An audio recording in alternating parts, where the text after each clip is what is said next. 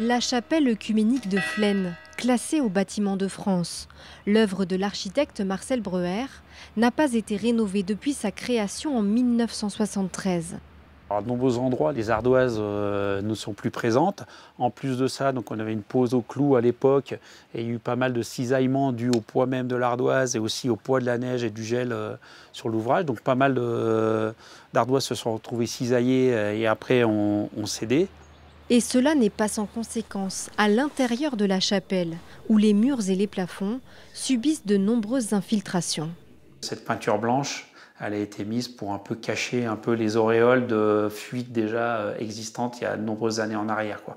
Donc dans l'idée aussi, c'est de retrouver à l'intérieur de la chapelle son état d'origine avec des panneaux bois apparents et non plus cette peinture qui vient s'écailler au fil du temps.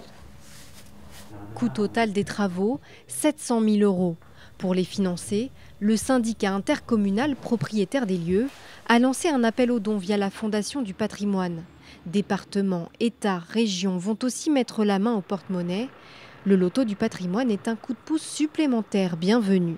Et les économies qu'on va pouvoir faire sur ce projet vont nous permettre de réinvestir l'argent sur d'autres programmes. On a encore quelques beaux bâtiments à restaurer. L'architecture, c'est un peu l'ADN de la station, hein. Donc elle a été construite sur une volonté forte d'un geste architectural.